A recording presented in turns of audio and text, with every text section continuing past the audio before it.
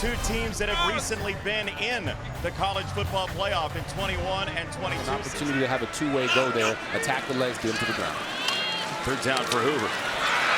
See what choice he makes here against this defense. He'll throw it downfield, and he's got a completion to Rogers right near the line to gain. They both have to set because two were in motion at the same time. It is a handoff, hand in the ground for Payne. He keeps his feet and drives the legs inside the 5. A lot of paraphrasing on the opening TCU drive. Out of the pistol, Hoover keeps it for a while, lobs it, end zone, touchdown Manjack. I want you guys to watch the linebackers and the safety here off of the play action. Manjack is going to come in, act like he's blocking, get everyone to draw their eyes down, and then Hoover, the easiest touchdown he's probably ever thrown. All right, from the 19, TCU has a 7-0 lead, and they have the ball out of that weather delay. Oh, a quick test of the hamstrings for Payne, who's bringing it. And your footing becomes something that you truly have to focus on. Full day on the approach. They're going to bring some pressure. He'll spin it out wide. Hoover does. Payne steps for a tackle. He's got the sideline. All the way inside the 20. Out of Missouri City here in Texas. And they will fake it to him. Whistle it up top into the end zone. And McAllister hangs on. Touchdown. Watch Eric McAllister right here on the outside. Run this back shoulder fade. The one thing you don't want to do is run a back shoulder fade like it's a back shoulder fade. You got to press vertical. Because it is clearly a vulnerability in this 3-3-5 defense for Cincinnati. Feels like a teaching point this week. That's right down the middle for Noah Jennings. And a first down much needed. It's the finale. First down. Free runner coming. He'll throw it for the tailback Pryor, who's wide open for the touchdown. When you see the motion come across, it's two guys. Right here, number 26, Vernon Glover, and right here, the linebacker, Namdi. Once the motion comes across, they forget who's blitzing and who has to cover the running back on the outside. 3rd and 4 against Hoover and TCU here. 4-man rush. Hoover wants a deep ball down the left side. Tough catch for Dwyer. He's got it. He's gone. More points here in Fort Worth. Watch how he slows down and controls this route. Gets hands on, sees the ball, understands where to get it in the perfect position, and then goes up over the top of Logan Wilson, the DB. Now the officials are doing it here because of the substitution moments ago. Out of the pistol, they will run. Tawee Walker with a gash. And running behind Jennings, who actually was a landmine more than a blocker. He threw straight head first into the ground, trying to get him out of the way. Sorsby down the middle, end zone. It's the 5th passing touchdown combined in this game. Caldwell hauls it in, and Cincinnati scores. Watch what Brendan Sorsby's eyes do to the safety, moving him out of the way, off the play action to boom, hit his guy. Jeff Caldwell over the top. People say you're rather in the game or in each play with each series with a kick, whether it's a field goal, extra point, or a punt.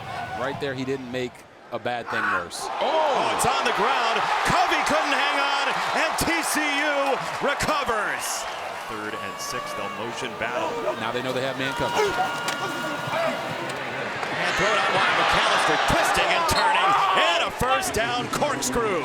One-on-one with a running back. So McAllister hits the speed out and watch the whoop, whoop, double spin. From 32 suddenly. This crowd is certainly restless. And McCashlin puts it through. 12 different receivers have caught passes so far. Sorsby pulls it and rockets it right down the middle of the spin for Jennings. Oh, he saw what TCU did in the Cyclone department, and Jennings does it himself. It's a Chia Bearcat.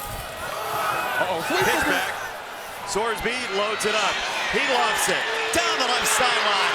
Wide open goodie. Well designed by Cincinnati. Chance here for Steven Rusnak, who missed 3 times last week. Such a good kicker in the past 2 years, and he drills that one. 4 downs. You would think this is 4-down territory if they're going for the jugular and trying to go get a touchdown. Over, down the middle. It's McAllister grazing in space. 1st and goal, TCU. All in is what you might say to that. Off the timeout. Bouncing it outside Payne. He's got 6. Pullaway right here, the tight end. Watch how they wash everyone down inside, get up to the second level, and make sure the running back is only responsible for one guy. And his family talk about a miracle baby, and they get to go out here and watch their son drop dimes. He's going to work again, right down the middle. It's Manjack inside the 5. Ball is loose. It's still on the ground and covered up by Dwyer. Touchdown TCU. What a dime from Hoover. Manjack trying to get into the end zone, gets hit, ball comes exposed. Jaquan Sanks punches it out. Yep. Looks like he is not down, and this is why you hustle to the football, ladies and gentlemen. Growth and development, off-season training, and he is one of the best at his craft of unlocking players' true potential.